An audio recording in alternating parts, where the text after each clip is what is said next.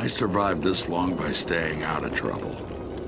Saving you may have changed all that. The world of Rage is definitely not the place to want to take your parents on vacation. It is a harsh, dry, unforgiving wasteland where death awaits you behind every corner.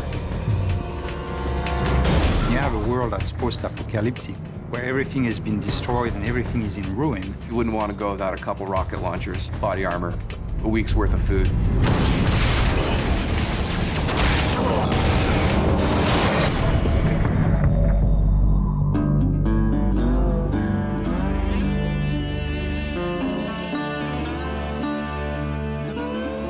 So the first character that you meet in Rage is named Dan Hagar. I hear there's something special about you ARC people.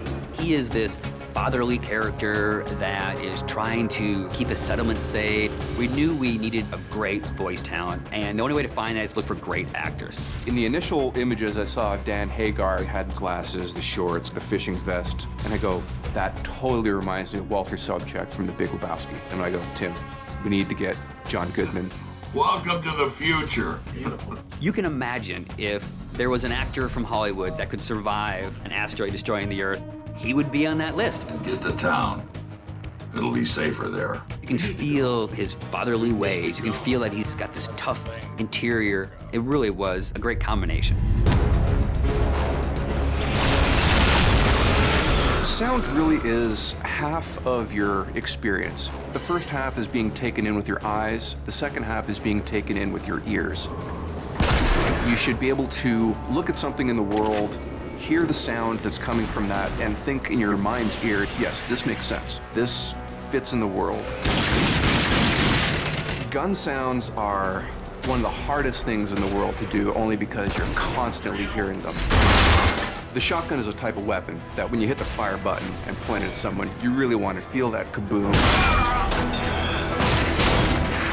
Get the sound mixed between the high-end elements to pique the interest and the low-end elements, the kick to the gut, to make you feel like you're in a living, breathing, cinematic experience.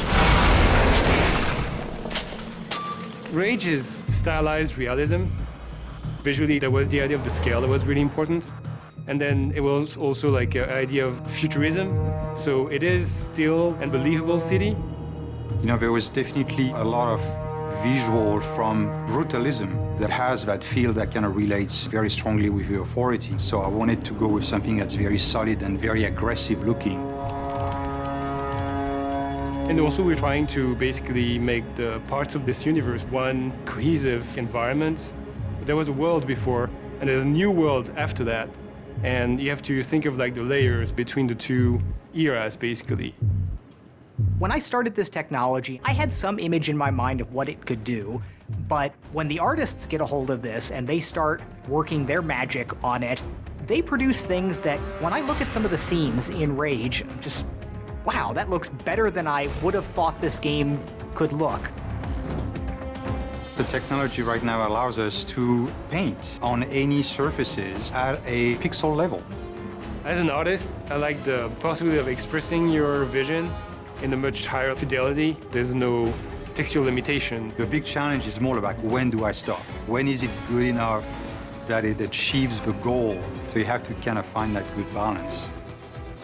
I want the player to feel like he lived through an experience that is bigger than just the game itself.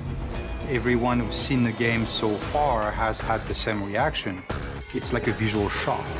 There's some really breathtaking imagery there, and it is better than I would have imagined it would be.